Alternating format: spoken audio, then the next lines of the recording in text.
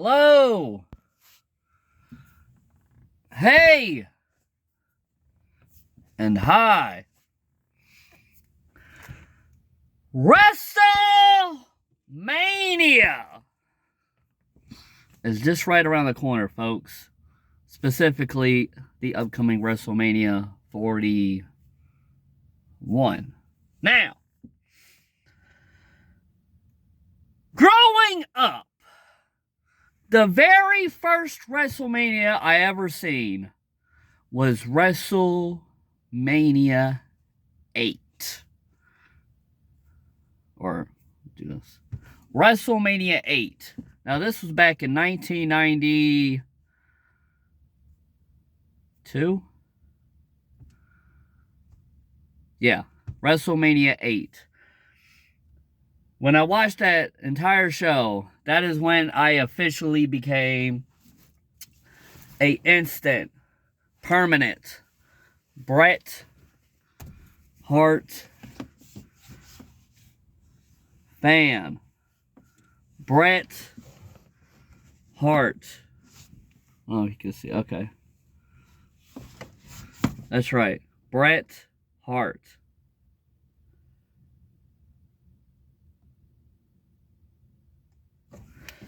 Now, WrestleMania 8, Bret Hart went against Roddy Piper for the Intercontinental Championship. And wow!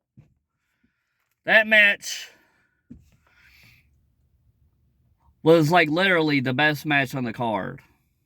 So anyways, and then scrolling forward, my number one favorite match that Bret Hart had,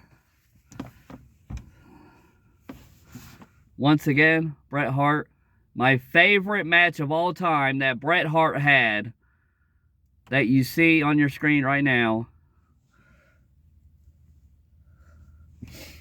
was at WrestleMania 12 in 1996. WrestleMania 12.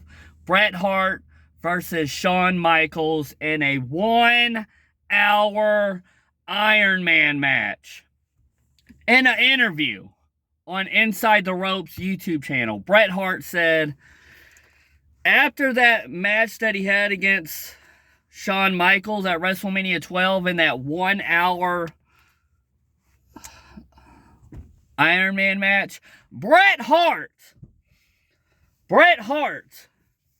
as he just saying, Bret Hart said, quote unquote, after that match, it took him 6 months later to finally walk straight again, to walk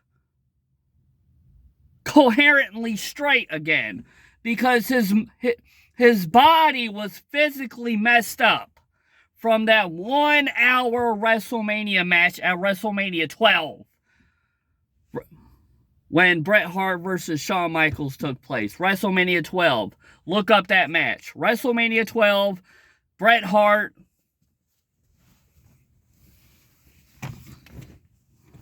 WrestleMania 12, Bret Hart versus Shawn Michaels in a 1-hour Iron Man match. That match was incredible. Bret Hart deserves a bonus paycheck for the rest of his life for that one match. Bret Hart, listen to me. Bret Hart he said in an interview on Inside the Ropes that it took him 6 months after that WrestleMania 12 match to be able to physically walk straight again, because his body was just physically messed up after wrestling for 1 hour. Think about the stamina. Think about the physical labor of being able to wrestle for 1 hour. That is physically demanding on the body. But nonetheless, now, I have never been to a WrestleMania, and sad to say, as years go by, these WrestleMania tickets are just outrageous. I just checked on the XS app for WrestleMania ticket sales for WrestleMania 41. The closest seating available tickets that they have is on the floor, is like row, what is it, like row 14 or something like that, on the floor, like closest to the ring. Now, the inside scoop that I saw on one of these YouTube channels, that when they checked the ticket sales, when the WrestleMania 41 tickets officially went on sale, that the front row seats were $20,000 per ticket. Huh? Are you insane? Now, that question goes out to the WWE staff or whoever is setting these prices. This message goes out to Triple H, also known as Paul Levesque. I think that's his like name, like other than Triple H. So it's like Triple H, also known as Paul Levesque, or I think. But I'm really curious to see who actually bought those front row seats. Now, obviously, front row seats is like the dream seat to have, because you're right there, front row, where your vision is right there for everything to see. Where the wrestlers are like literally inches away from you. I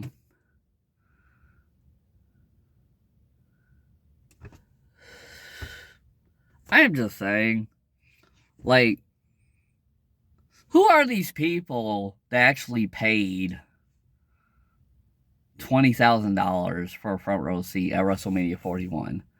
Like, whether you're poor or whether you are in the middle class or whether you're rich, it doesn't matter, of the combination of the three.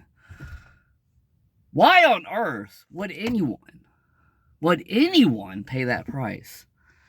I feel like the WWE is purposely just setting the prices skyrocketed high just to see if anyone is willing to pay that price. And obviously, people out there, a percentage of people out there are crazy enough to buy a front row seat of that amount of money.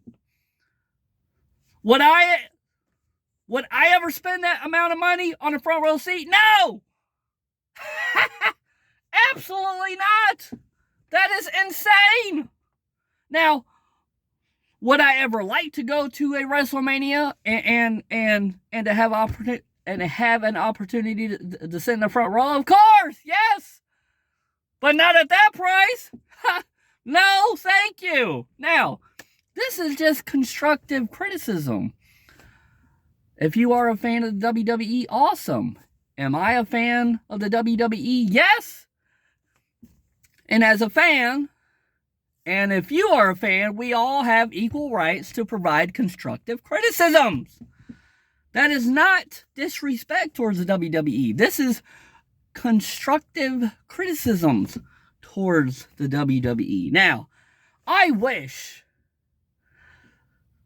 that I had a huge amount of space to where I could buy so many WWE products, but I just don't have that space. So, like, really, I am naturally a big WWE fan, WWE wrestling fan, and a huge NFL football fan, as you could tell with the helmets. But nonetheless, WrestleMania 12, Bret Hart versus Shawn Michaels, 1 hour Iron Man match. Look that up. But nonetheless, thank you all for being you. This community here is amazing. Seconds, minutes, hours, days, weeks, months, years. I am thankful for the success of this channel, as my video uploads will happen at any day and at any time, and my live streams will happen at any day and at any time. And my next live stream, as I stated in my recent short clip, will most likely happen on New Year's Day of 2025. Because as Winnie, also known as Wyatt, just said, that when we talked on video call, that yes, I have never done a live stream on New Year's Eve and or on New Year's Day. And obviously, on New Year's Eve, there's going to be fireworks going off like crazy. So I would probably most likely do it on New Year's Day to just avoid all those crazy fireworks, because there's fireworks going off. It would be really extremely hard for you to hear what I'm saying. But nonetheless, I will see you all in my next video upload at any day and at any time. And my next live stream, as I just stated, will most likely be on New Year's Day. And on that note, thank you to Winnie, also known as Wyatt, that is on a separate cell phone on a video call right now, staring at me. Hold on. I'm almost done. Thank you to me, and thank you to my fans on my fans list in the front row. Thank you to the casual viewers in the middle row, and thank you to the critics in the very last row. Thank you to all of us for being us.